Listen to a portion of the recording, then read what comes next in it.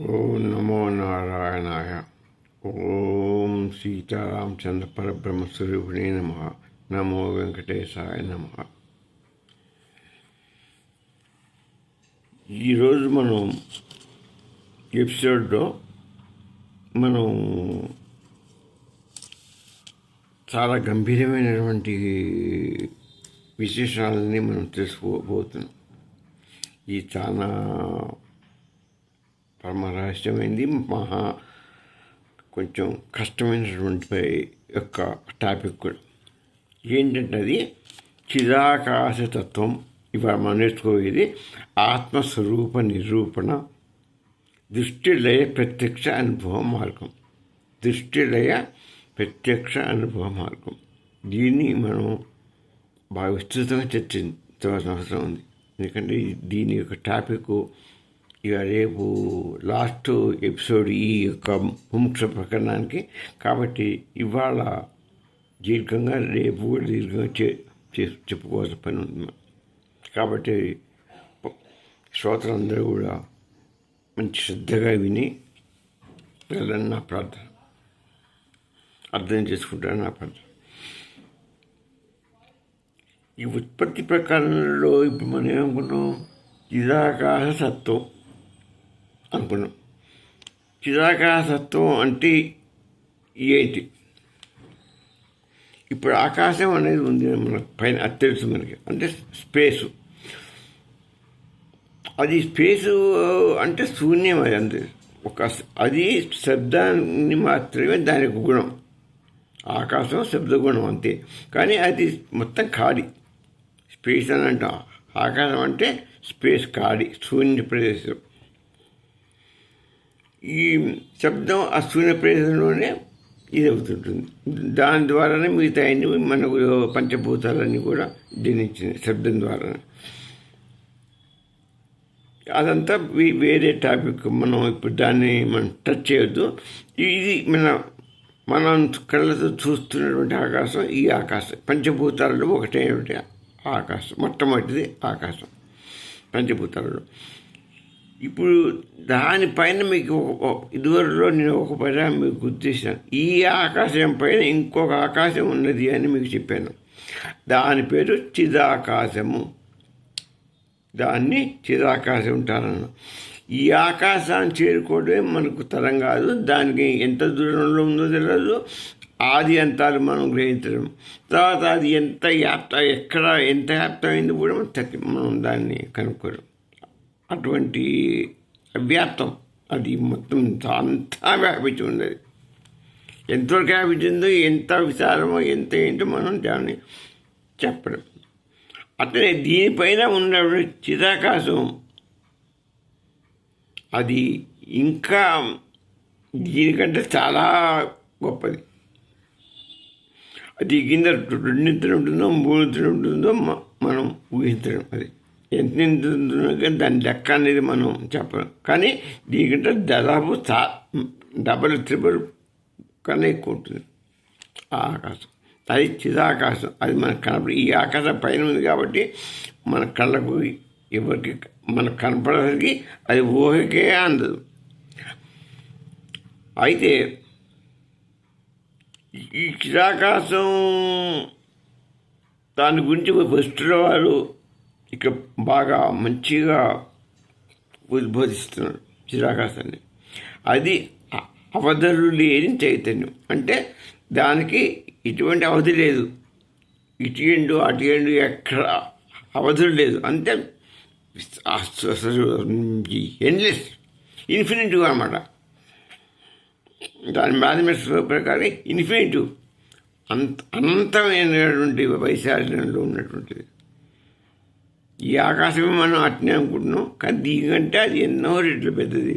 అది ఇన్ఫినిటివ్. దానికి అసలుకి మనం అవధులు లేనటువంటి చైతన్యం మాత్రం అనే దాన్ని చెప్పగలం. కానీ అంతకంటే కూడా మన కంటికి ఊహకన్నంత పెద్దది. అది ఇంకోటి అక్కడ అన్ని నిరాకారం.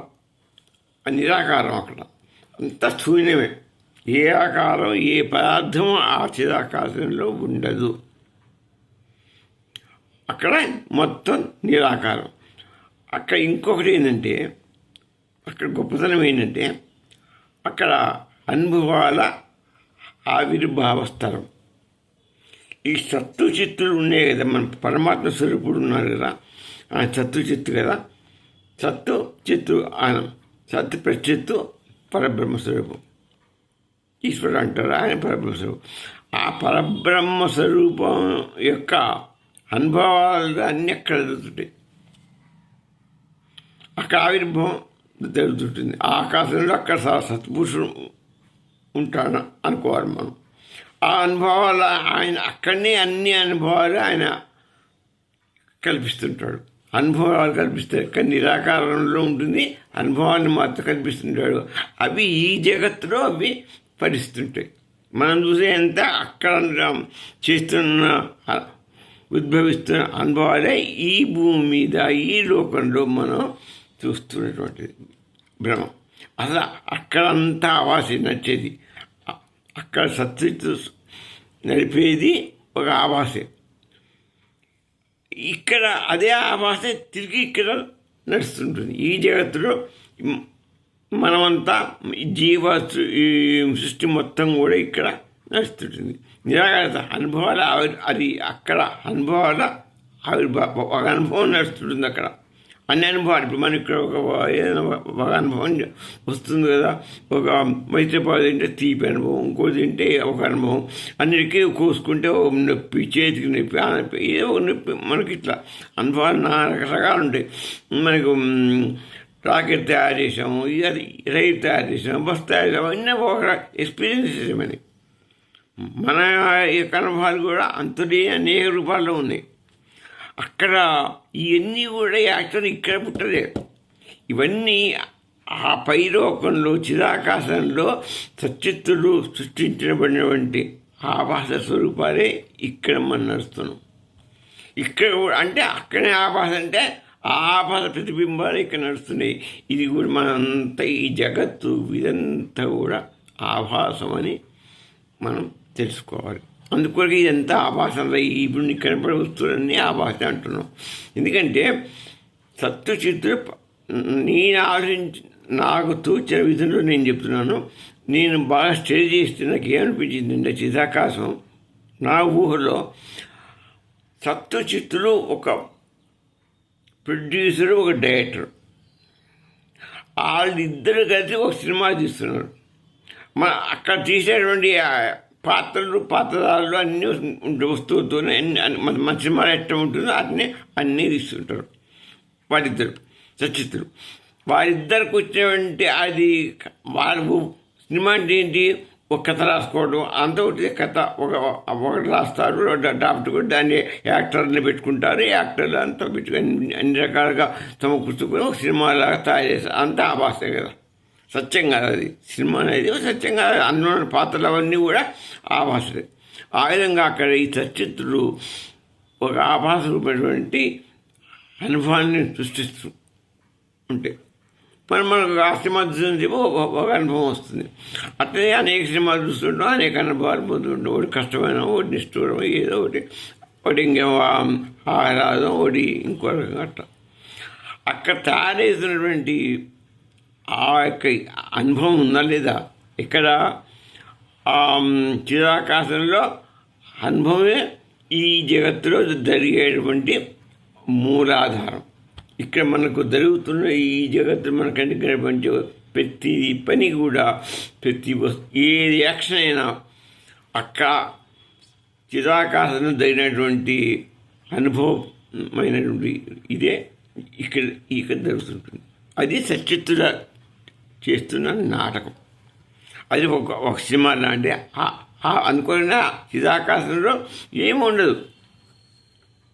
అక్కడ శూన్యం అని చెప్పి మొదలు అంతా శూన్యం, నిరాకారం.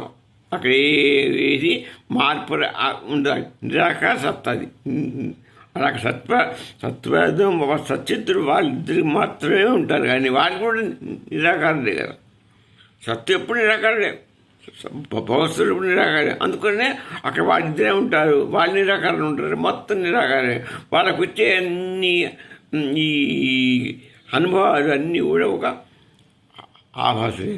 అదే ఇక్కడ మనకు సృష్టిగా జరుగుతుంది. ఆ అనుభవాలే ఇక్కడ మన సృష్టి. ఇక్కడ మనకు చిత్తంలో అంటే మనసులో రూపాన భ్రమలు, అసంకల్పాలు, వికల్పాలు మనసు ద్వారా ఇక్కడ జీవితం, ఇక్కడ లోకం మనం మార్పు చెందింది, జీవ చైతన్యం మనం పుట్టుకొస్తున్నాం మనం అనుకుంటున్నాం. కానీ యాక్చువల్లీ ఇది కాదు, ఎంత ఆభాసనే. ఇక్కడ ఆ చిరాకాశంలో జరుగుతున్నటువంటి డ్రమాటిక్ యాక్షన్ అంతా ఇక్కడ జరుగుతుంది. కాబట్టి అసలు అక్కడ ఏం జరుగుతుంది అది తెలుసుకోవాలంటే సత్తు చిత్తుని తెలుసుకోవాలి. అది కనపడదు, చిత్తు కనపడదు. చూసినవాడు ఎవడు లేడు, ఇంక చూడిపోయేవాడు కూడా ఉండడు. అక్కడ నడుస్తుంది ఆ చిదాకాశం. మనం పోలేం. ఆ చిదాకాశం ఎట్లా పోవాలి ఏంటి అనేది మన మహర్షులు, మన వేదాలు, మన అన్నీ కూడా విపరీతంగా శోధించి రాయబడినా కూడా అవి మనకు మన వాళ్ళకి ఎవరికి కూడా సాధ్యపడిన విషయం ఇది. ఇప్పుడు చిదాకాశం అంటే అనుకున్నాం ఒక అనుభవాల పుట్ట. ఆ అనుభవాలు ఇది. ఆ అనుభవాలు ఎవరి సచిత్తుల యొక్క అనుభవాలు, అంతేగాని అది నిజం కాదు. ఆ యొక్క వాళ్ళ అక్కడ జరిగే అనుభవాలే, అక్కడ జరిగే సినిమా లాంటి ప్రోగ్రాం అన్నీ ఇక్కడ జీవ జగత్తులే మనం చూస్తున్నాం. ఇకపోతే అక్కడ చైతన్యంలోని మన బింబాలని మన సినిమాలో ఒక క్షణం వస్తుంది పోతుందా ఎట్నో ఈ వాళ్ళకు వచ్చేటువంటి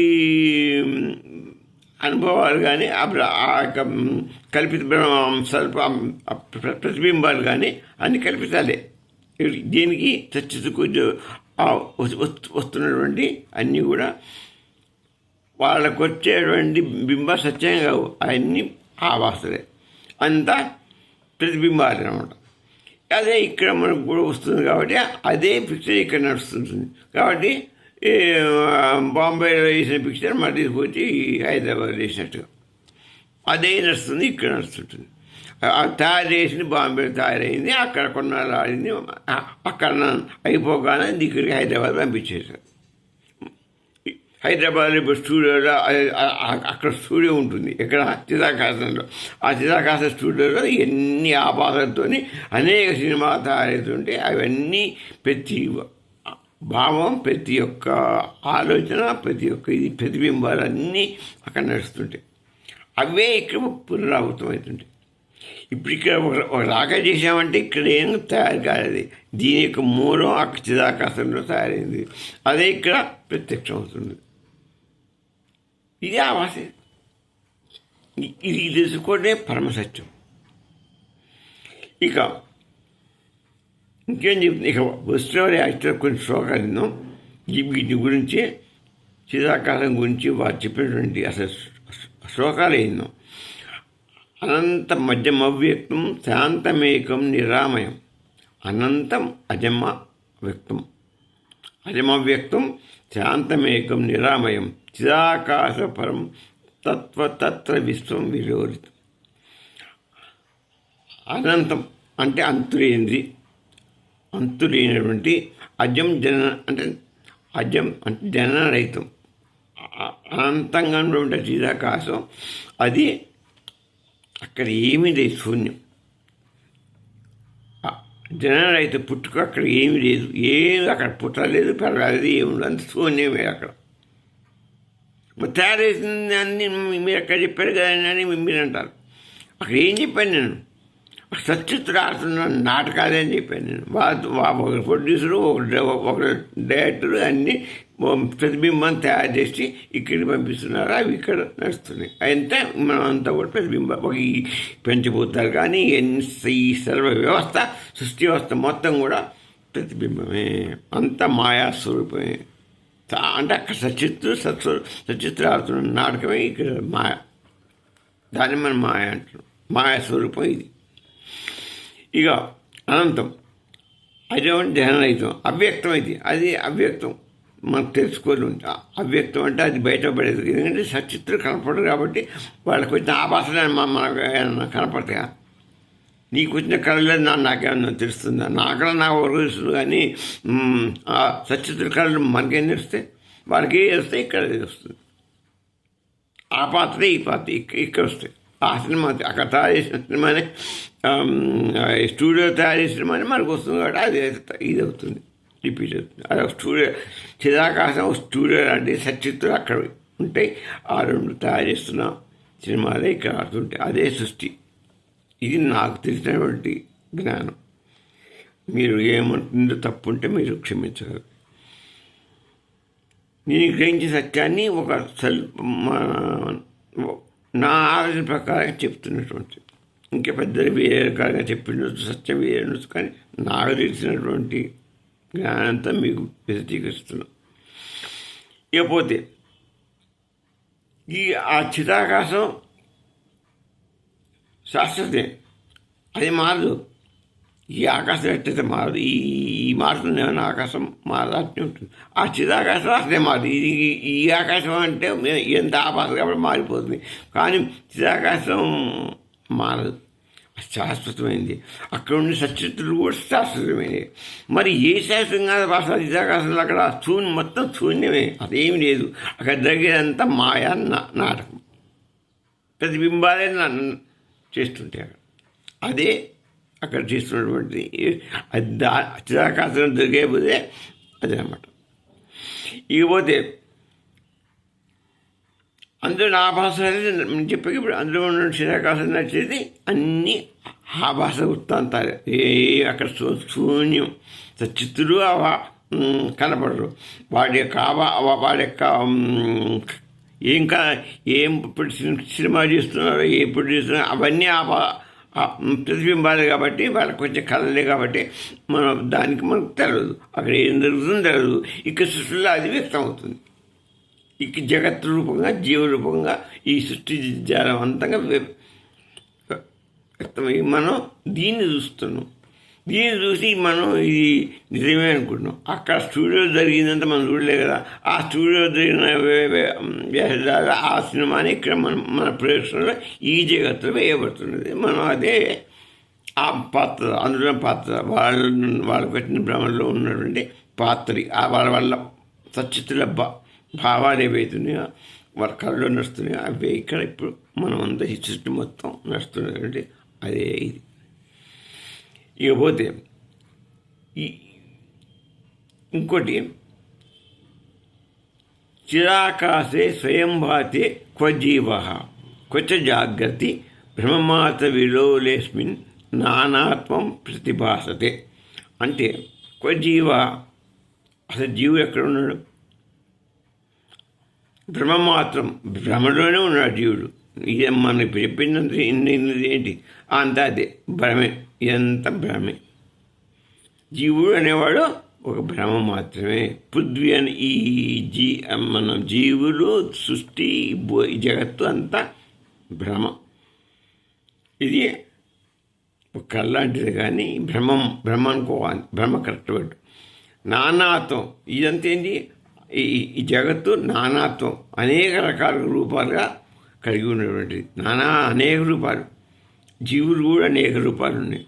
ఇది జగత్తు కూడా అనేక రూపాలుగా వేసినాయి. అవన్నీ వాళ్ళు సృష్టించినవి. ఎవరు? సచిత్తులు సృష్టించినవి ఇక్కడ నడుస్తున్నాయి. ఇది మన విష్ణువా చెప్తుంది. అదే చెప్తున్నారు, విష్ణువా చెప్పింది ఇదంతా. ఇంకో శ్లోకం ఏంది? ఆయన చెప్పిన శ్లోకంలో మనం ఇంపార్టెంట్ తీసుకుంటున్నాం. దుష్టిర్నామ చిదాభాసో దృశ్యం నామ తదేవ హి దృష్ట్వదృశ్య విలోపేతు శేషం కేవల చిస్వయం. అంటే దృష్టిర్నామ చిదాభాసో అంటే దృష్టి చిదాభాసం. దృష్టి అంటే ఏంటి? చిదాభాసం. చిదాభాసం ఆకాశం. చిదాభాసం చిత్రంలో ఉన్నటువంటి ఆ దృష్టిలో చిదాకాశంలో ఉన్నటువంటి భావనలు ఉన్నాయే, అవి దృష్టి అంటే అదన్నమాట. అక్కడ ఉన్న దృష్టి ఆకాశం అంతా శూన్యం. అక్కడ దృష్టి అంటే ఏంటి? మనకు కలిగేటువంటి అనుభవం. కనపడేది కాదు మనకు, అక్కడేం కనపడదు. అక్కడ వినపడింది ఒక అనుభవం ఒకటి తెలుస్తుంటుంది. అక్కడ దృష్టి లేదు. దృష్టి అంటే మేము అనుకున్నాం, అనుభవం అనుకున్నాం. మరి ఆ దృశ్యం ఏముంది అక్కడ? అంతగా తయారు చేస్తున్నాగా. మరి దృశ్యం ఏముంది? అదే ఆభాసమే. వాళ్ళే అక్కడ లోపల ఉంటే అది మనకు కనపడదు. మన దృష్టి దాకా చూసేది లేదు, మన కళ్ళతో అక్కడ మనకు కనపడేది లేదు. ఇదే అది గినక లయమైతే దృశ్య ఈ రెండు, ఇంకా దృశ్యము చూసేది చూడబడేది ఇంకా లయమైపోతే అప్పుడు మనకు అక్కడ మిగిలింది ఏముంది? అక్కడ ఓన్లీ చిత్తు, శుద్ధ స్వరూపం, శుద్ధ చైతన్యం, చిత్తు, సచ్చిత్తు మాత్రమే ఉంది. ఆ సచ్చిత్తులో స్వచ్ఛమైనటువంటి సత్వరాధం, సత్తు స్వరూపం, సద్జ్ఞాన చిద్జ్ఞాన స్వరూపం. అది దాన్ని ఏమంటారు? ట్రాన్స్పరెంట్, పూర్తి ట్రాన్స్పరెంట్, శుద్ధమైన దాంట్లో ఎటువంటి ఇది ఉండదు. మరి ఎన్నెక్కడ తయారు చేస్తున్నారు అంటున్నారు కదండి. ఉన్నది ఆ సత్తే. మరి అది కనపడదు, శుద్ధమైన స్వరూపం కనపడదు. ఓకే, అన్ని బాగా మళ్ళీ అక్కడే తయారు చేస్తున్నారు. కానీ మనకి అక్కడ చెప్పేది మనకి ఏం తెలియదు, మనకి ఏం కనపడదు, అంతా ఆభాస. అక్కడ దృష్టి అంటే ఏముండదు, దృశ్యము ఉండదు, కానీ అక్కడ తెలుస్తూనే ఉంటుంది. ఇక్కడ వాళ్ళ కళలో తెలుస్తున్నది, మనకేం తెలుస్తుంది? తెలియదు. ఇకపోతే ఈ దృశ్యాలు రెండు ద్వైతాలు, ఈ దృశ్యాలని కూడా ఒక్క మూలంలోంచే వచ్చినాయి. అంతే కదా. అదే ఏది మూలం? సచిత్తులే మూలం. అందులోంచి వచ్చినాయి అన్నీ తెలిసిపోతుంది మనకు. ఇప్పుడు మనం చెప్పుకుందని బట్టి అదే భావం. అది ఎప్పుడైతే లయమైపోతుందో ఏకత్వ స్పష్టమైపోతుంది. ఇక ఈ దృశ్యాలు ఉన్నంత వరకే ఈ నాటకం. ఎప్పుడైతే ఆ సినిమా ఇంకేం తీసుడు ఏం లేకపోతే అక్కడ సినిమా బంద్ అయిపోయింది అనుకో, ఏమిటి అక్కడ హాల్ ఏముంటాడు, మొత్తం శూన్యం అయిపోతుంది. అంతా అక్కడ ఆ చిదాకాశం ఏముండదు. ఇక పాత్రలున్నో ఏముండో అన్నీ మనకు ఎన్ని ఆభాస పాత్రలంతా కథం పోతే మొత్తం ఖాళీ, మొత్తం చిదాకాశం మొత్తం ఖాళీగా ఉంటుంది. అప్పుడు ఏకత్వంలో ఉన్నటువంటిది చిదాకాశం ఉంటుంది, శాశ్వతమైంది. అది ఏకత్వ, శూన్యత్వంలో ఏకత్వం, శూన్యమే ఉంటుంది. అక్కడ ఏది ఉండదు. అందరూ సత్యస్వరూపుడు ఉంటారంటే వాళ్ళు కూడా నిరాకారం. అదే అందుకనే ఆ సత్యతుడి స్వరూపం ఉండే స్థలం అది. అక్కడ ఏది మనకు కనపడదు, అక్కడంతా శూన్యం. అందుకని ఆ పరబ్రహ్మ స్వరూపుడు యొక్క స్థానం అది. ఆ స్థానం మనకు కనపడదు, మనకు తెలియదు, ఎవ్వరూ చూడలేదు. ఆ స్థలాన్ని ఎవరూ పోలేరు. ఆ గమ్యం చేరుకోవటం కష్టం చాలా. అంత మోక్షం, జ్ఞానం అంటే అంత ఈజీగా రాదు. ఎంత కష్టం ఆలోచిస్తుంది. ఇప్పుడు మీకు అర్థమైంది కదా. వాళ్ళు అక్కడ ఉంటారు చిదాకాశంలో. ఆ చిదాకాశంలో ఉంటే ఏమీ లేదు అక్కడ మళ్ళా. అందుకనే ఆయన కనపడాలంటే కనపడు. ఆయనలో లయం కావడమే మనం ఈ ఆభాస లేకుండా మనం చేసేసుకుంటే అదే మనం అంతా ఆయన స్వరూపునేగా. ఆయనలో వచ్చిన కళాసు కదా అంతా ఆయనలో. కాబట్టి మనం అది ఆ జ్ఞానం తీసుకుంటే ఆటోమేటిక్గా మనం ఆయనలో కలిసిపోతాం. మనకు బ్రహ్మ ఇక ఏది ఉండదు, ఇక ఏ సినిమా ఉండదు, ఏ ఉండదు. అదే మోక్షం, అంతే. ఇక ఇంకొక శ్లోకం. నా అంతఃప్రజ్ఞం నా బహిఃప్రజ్ఞం నా ఉభయాత్మకం క్వచిత్ ప్రజ్ఞాన ఘనమేవై తత్ స్వరూపం పరమాత్మ. అంటే నా అంతఃప్రజ్ఞం మనం ఈ ప్రజ్ఞానం ఉంది లేదా, అది అంతర్గతం కాదు, బహిర్గతం కాదు. ప్రజ్ఞానం అంటే ఇది తెలుసుకోవడమే ప్రజ్ఞానం. మన మామూలు జ్ఞానం ఈ లోకం సంబంధించింది. మన ఆత్మను తెలుసుకుంటాం. ఆ పరబ్రహ్మను ఎక్కడ ఉన్నాడు, ఆయన స్థానం ఏంటి, ఆయన ఏం చేస్తున్నాడు, ఆయన కథ అనేది మన జ్ఞానం ద్వారా తెలుసుకుంటే అది అది ఆ తెలుసుకోగలిగేది ప్రజ్ఞానం తెలుసుకుంటుంది. అది ఈ జ్ఞానం ద్వారా ఆ ప్రజ్ఞానం ఉదయిస్తుంది. ఆ ప్రజ్ఞానం ద్వారా ఆ పరబ్రహ్మతత్వాన్ని మనం గ్రహించగలుగుతాం. అది ప్రజ్ఞానం అంటే అది మామూలు జ్ఞానం కాదు. ఆయన ఇప్పుడు మీకు మనకు తెలుస్తున్నాడా? మనకు కొంతవరకు మనం ఇలా ఉంటాడని నాకు తెలిసిన భావన మీరు చెప్పారు. దీన్ని ఋషులు ఎన్ని రకాలు చెప్పారు. పెద్దలు వేద పురుషులు కూడా ఎంతో చెప్పారు.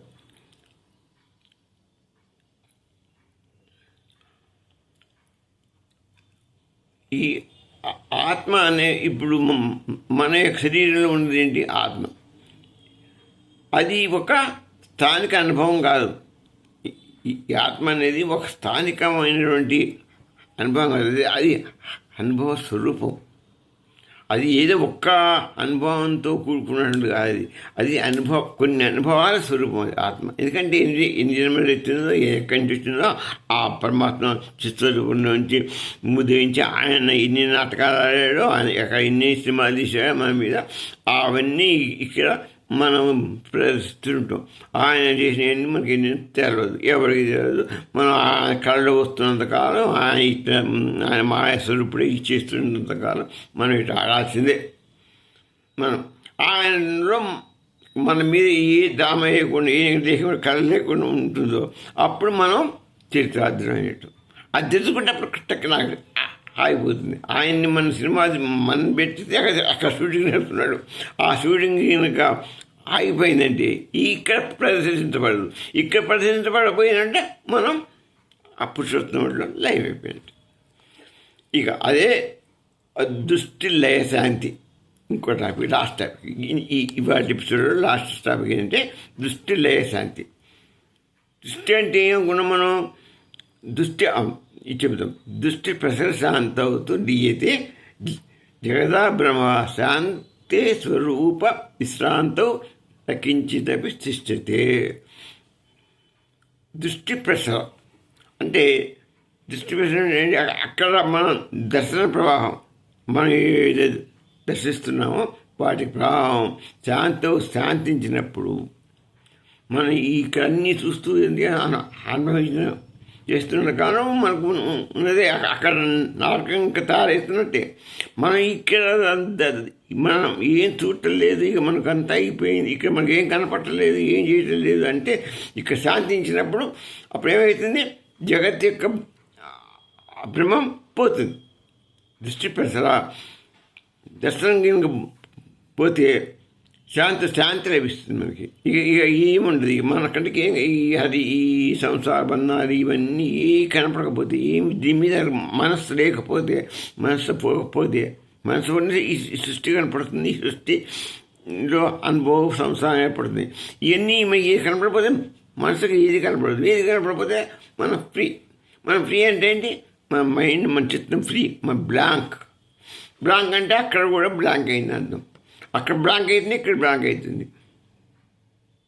కాబట్టి మనం ఈ నాటకం ఇక్కడితో అయిపోతుంది. అక్కడ కూడా అయిపోతే ఇక మళ్ళీ ఇంకొక డ్రామా మన మీద తీయకుండా ఉంటే మనం ఆ పరబ్రహ్మస్వరూపుడు కష్టం. అది ఈ జగత్తు చక్ర భ్రమణం అంటారు మనోడు. అది నిజంగా వస్తున్న వారు ఎంత బాగా చక్కగా చెప్పారు. అసలు అది చాలా బాగుంది. ఇక నగించే అప్పుడు ఈ లోకంలో ఏం లేదు. లయం అనేది ఇంకొకటి ఎత్తుకోండి. లయం అవుతుంది. మనం లయకారుడు శివుడు అన్నాం. ఆయన లయం చేస్తాడంటాం. మొత్తం సృష్టి మొత్తం లయం అయిపోతుంది అంటాం. విష్ణువు సంసార పోషణకర్త, ఆయన పెంపొందిపిస్తాడు. శివుడు బ్రహ్మ సృష్టి, విష్ణుమూర్తి ఇవన్నీ పోషణ వాళ్ళకు డ్యూటీస్. ఆ పరబ్రహ్మ స్వరూపము వీళ్ళని సాకారం చేసి వీళ్ళకు బ్రహ్మ సృష్టి, విష్ణు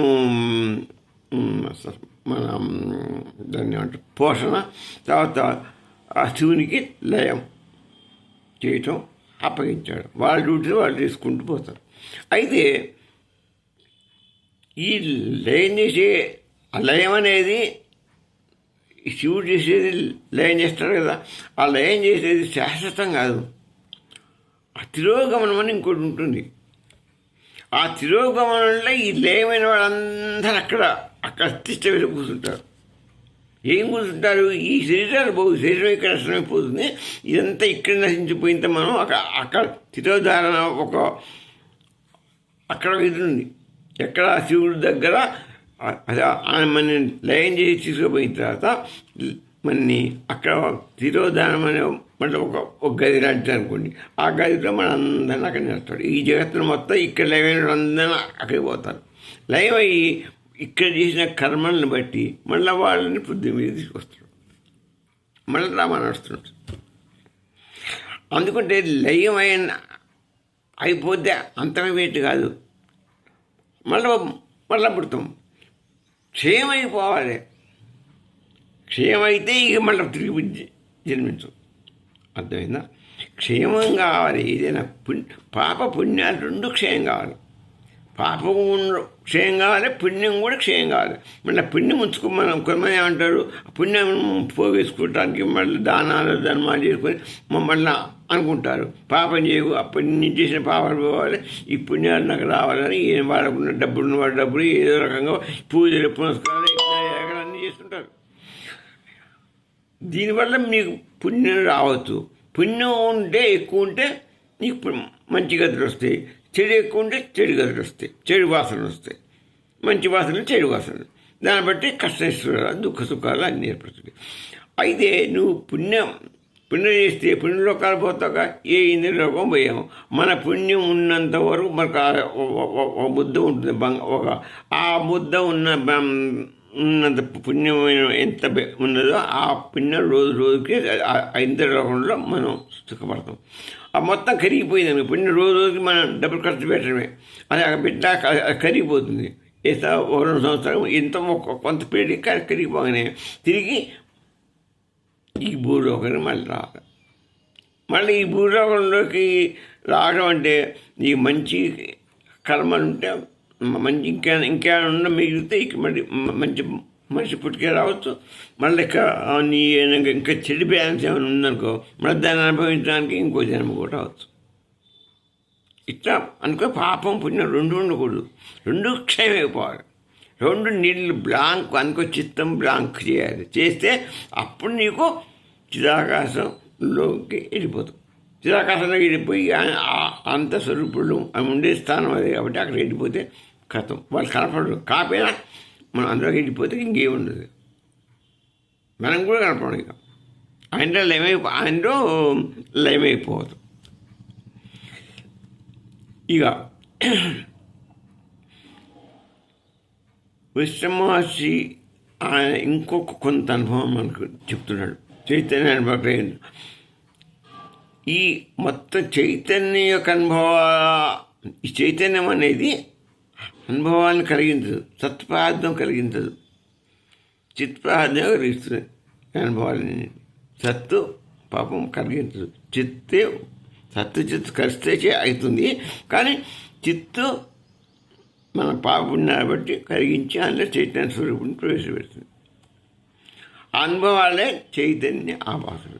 ఆ అనుభవాలతో మనం క్షిపుతాం కదా, అదే మనం ఇక్కడ ఆభాసులుగా ఈ సచిత్రులు మనని ఈ విధంగా చిత్రమనిస్తారు. ఏ విధంగా మనని ఒక ఆభాసగా సృష్టిస్తారో అదే రూపంగా మనం ఇక్కడ పుడతాం. అదే పుట్టడం గిట్టడం సావడం ఉన్నాయంటే అన్ని ఆభాసలే. అదైనా సత్య వస్తువుకి ఆభాస లేదు.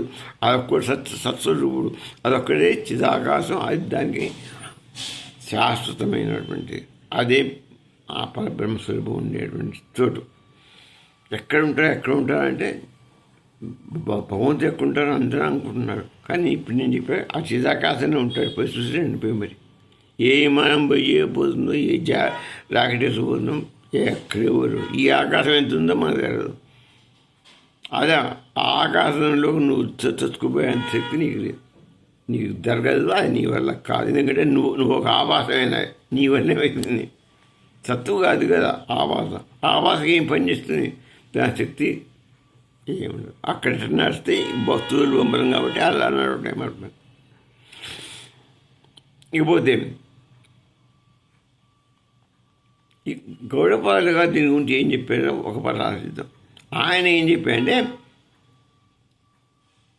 చిదాకాశం అసలు ఎప్పుడూ లేదు, ఎప్పుడు పుట్టలేదు, అసలు చిదాకాశం అనేదే లేదు. ఆయన పుట్టుక జన్మ గిట్టడానికి సాగుపోతలేదని మనకు భూలోకం అని చెప్పాడుగా, అదే మాదిరిగా మనకి ఇక్కడ చెప్తున్నాడు. చిదాకాశం ఎప్పుడూ పుట్టలేదు, సృష్టిభావం అనాది ఆవాసం. ఈ సృష్టి ఉన్నది అనేది అక్కడ ఏదో ఒకటి వారికి ఒక అక్కడ పాత్రలు వస్తున్నాయి, ఆ పాత్రలు ఇక్కడికి వస్తున్నాయని మనం ఇప్పుడు చెప్పుకున్నాం. అవన్నీ అంతా కూడా సృష్టి భావం అనేది ఒక ఆవాసం. సృష్టి ఉన్నది అనుకోవడం అనేది ఒక ఆవాసం మాత్రమే ఉంది, కానీ సృష్టి అనేది ఏది సపరేట్ ఏమి లేదు, అంతా ఆవాసం. లయం అనేది దుష్ట శుద్ధి, దృష్టి యొక్క శుద్ధి. మొత్తం లయమైపోయింది అంటాం. మొత్తం లయమైంది ఏంటి? మన యొక్క దృష్టి, అంటే మన యొక్క అనుభవాలు, మనంతా మనకు ఉన్నటువంటి ఇది శుద్ధి పడ్డది. అంటే అక్కడ డ్రామాలు అయిపోతే అంత శూన్యం అని చెప్పేదాకా అసలు ఏముండదు, అన్నీ ఆగిపోయినాయి. అక్కడ ఏమి లేకపోతే ఇక్కడ ప్రపంచము అక్కడ మన యొక్క పోషణ అంతా అంత అయిపోయింది, మనకు శాంతిగా. అప్పుడు లయం అనేది అయిపోతే అంత లయం కావాలంటే అక్కడ పోషణ అయిపోయింది. ఎక్కడ చిదాకాశం మన పోషణ మొత్తం కంప్లీట్ అయిపోయి మనం ఇక్కడ రావనుకో, అక్కడ రాకపోతే ఇక్కడ రాం. కాబట్టి అక్కడ అయిపోతే అది మనకు పరిశుద్ధమైన శాంతి అక్కడ. అప్పుడు ఆలయం అనేది దృష్టి యొక్క శుద్ధి ఏర్పడుతుంది. శుద్ధి ఏర్పడితే శాంతి లభిస్తుంది. రమణ వాళ్ళు ఏం చెప్పారు? దీన్నే వాదు సిద్ధాంతం కూడా మనం ఇది ఎప్పట్లానే ఉంది. భగవాన్ ఆయన ఏమంటాడు? ఒకటి వచ్చింది నీకు భావన, అది ఊయామై ఒక భావన కానీ ఒక సంకల్పంగా వచ్చింది అనుకో, దృష్టిని మూడానికి తిప్పు, ఊయామై అనుకుంటే అప్పుడు నీకు అర్థమవుతుంది. అంటే ఏంటి? దీని మూలం ఎవరు అన్నారు, ఎక్కడి నుంచి వచ్చింది అనేది ప్రశ్న తీసుకోవాలి. అప్పుడు నువ్వు అంతర్ముఖానికి వెళ్ళిపో, బహిర్ముఖం కాదు. ఇది అంతర్ముఖం నుంచి వచ్చింది కదా, కాబట్టి అంతర్ముఖాన్ని వెళ్ళి నువ్వు దాన్ని చూడాలి. వస్తువు ఇప్పుడు ఇది కనపడే వస్తువు వల్ల నీకు దాన్ని వస్తువుని చూడద్దు, నువ్వు వెళ్ళిపోవాలి, అంతర్ముఖం పయనించాలి. దాని యొక్క ఆ వస్తువుని చూడొద్దు, ఆ వస్తువు భావాన్ని పసిగట్టాలి. ఆ వస్తువు కనపడితే అది మనకు నష్టమా లాభమా దాని యొక్క భావాన్ని మనం కనిపెట్టాలి. ఇప్పుడు జిలేబీ కనపడేది, జిలేబీ మైసూర్ కనపడేది, ఆ వస్తువు జిలేబీ లేకపోతే పకోడీ అనేది మనం చూడద్దు. అది స్వీటు మనకు హాని చేస్తుంది అనుకుంటే అది చేసే స్వభావం ఏంటి, ఆ భావాన్ని కనిపెట్టమంటాడు. అంటే దానివల్ల మంచిగా చెడా ఏంటి అనేది కనిపెట్టి దాని ప్రకారం నువ్వు అంతర్ముఖమై దాన్ని సాల్వ్ చేసుకోవాలి. అది మన స్వామి చెప్పి, రమణ మహర్షి గారు చెప్పి. అందుకనే అప్పుడు నీ దృష్టి అనేది లయమైపోతుంది. అంతర్ముఖం సాల్వ్ చేసుకుంటే నీ దృష్టి అది లయమైపోతుంది. ఆ దృష్టి, ఆ భావం అనేది లయమైపోతుంది. అప్పుడు ఆటోమేటిక్గా మనసు కూడా లయమైపోతుంది. అప్పుడు సహజ మౌనం అనేది వస్తుంది. సహజ మౌనం నీవే తెచ్చుకున్నాడు కాదు. సహజ మౌనం అంటే అదే జ్ఞానం. సహజ మౌన జ్ఞానం అంటారు దాన్ని. మౌన జ్ఞానం. మౌనం అంటే ఉట్టి మౌనంగా అది జ్ఞానంతో ఆలోచించుకుంటూ కూర్చోవాలి. ఉట్టిగా కళ్ళు మూసుకొని ఏదో మన ఎన్ని అక్కడ ఏం చేస్తున్నారో ఇక్కడ ఏం చేస్తున్నారో అని చింత చేయకూడదు. మన అంతర్ముఖ చింతన పోవాలి. అసలు ఆత్మచింతన చేసుకుంటూ కూర్చోవాలి. అది మౌనవ్రతం అంటే అది. మామూలుగా మౌనంగా మాట్లాడకుండా ఉండడం, ఏదో ఏం చేసుకుంటూ తిరగడం, ఇవి చేయడం, అన్నీ నేను సినిమా చూస్తా మౌనంగా మాట్లాడకుండా ఆ పని చేసుకుంటా ఈ పని చేసుకుంటా, ఇదంతా కాదు. ఈ మౌనవ్రతం కాదు, చేసినవాడు చేయబోయినట్టే. చేసేది మౌనంలో ఉండి అంతర్ముఖంలో చెంది అప్పుడు నీ జ్ఞానాన్ని దొరుకుతుంది. అదే మౌనంలోంచి జ్ఞానం పుడుతుంది. ఆ జ్ఞానంలోంచి ఆత్మస్వరూపం వస్తుంది. దానికి మౌనవ్రతం కూడా ఒక సాధన. ఇక ఇప్పుడు లాస్ట్ మనం కొన్ని సూత్రాలు పెట్టుకుంటాం. ఇప్పుడు రోజు సాధన అంటే మీకు తెలిసిన అనుభవాన్ని గుర్తించండి. ఎప్పుడైనా మనకి ఏ అనుభవం వస్తే గుర్తించండి. ఆ అనుభవాన్ని విడిచిపెట్టి తెలిసిన భావంపై దృష్టి పెట్టండి. మనకు వస్తువు చూస్తే మనం దానిపై మనం దృష్టి పెట్టకుండా దాని భావంపై మనకి ఏం తెలుస్తుందో అది దృష్టిలో పెట్టుకోండి. తెలిసిన భావానికి ఏదో కొంత తెలుస్తుంది కదా, అది దాని మనకు వస్తుంది, తయారు చేయడం మనకు వస్తుంది, పనికి రాదు, ఏదో ఒక సంథింగ్ వస్తుంది. ఆ దృష్టి భావానికి పెట్టుకుంటే అది దానికి భావానికి ఆధారం ఎక్కడ ఉంది. మనకు కలిగినటువంటి ఒక అనుభవం వస్తువు చూస్తే మనం చేసిన అనుభవాన్ని అది దానికి ఆధారం ఏంటి, ఎక్కడుంది అనేది పట్టుకుంటే ఆ నిరాకార అవగాహనలో అది నిరాకార అవగాహన అనుభవేగా. ఆ అనుభవం నిరాకారం. ఆ అవగాహనలో మనం బాగా నిరకడగా మనం స్థితప్రజ్ఞ ఉండి మనం అంతరాత్మని పరిశోధన చేసుకుంటే అప్పుడు చిరాకాశ స్ఫురణ వస్తుంది అంటాడు. అంచిపోయి ఏం లేదు, ఎప్పుడు అంతముకు ధ్యానం చేసుకుంటే ఆత్మను దర్శించుకుంటే నీకు ఆటోమేటిక్గా చిరాకాశ ఈ భావం మీద కాన్సన్ట్రేషన్ తగ్గి లోకంతముఖం పోయి ఎక్కడి నుంచి వచ్చింది, మనసులో వచ్చింది. మనసుకు ఎంత ఎక్కడ ఉంది, ఎన్ని వీటి వల్ల చలనమవుతున్నాయి, అన్నీ ఆత్మ చైతన్య స్వరూపం అని చలనమవుతుంది. కాబట్టి ఆత్మ చైతన్య స్వరూపం వైపు నువ్వు దృష్టి పెట్టు. అక్కడికి పోతే అసలు మూలం అదే. ఆ మూలంలో పోతే ఆత్మస్వరూపాన్ని నువ్వు కనిపెడితే ఇది నీకు పనికి రాకుండా పోతుంది. అప్పుడు నీకు ఏమైంది, ఆత్మస్వరూపం కనపడితే ఆత్మస్వరూపమే పరబ్రహ్మస్వరూప జ్ఞానం కనపడుతుంది. పరబ్రహ్మస్వరూపమే చిదాకాశం కనపడుతుంది.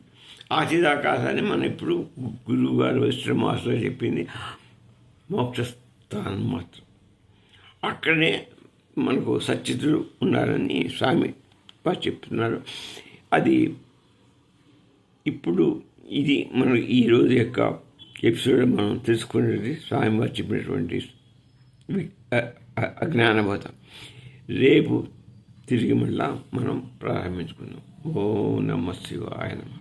ఓం శివాయ నమః.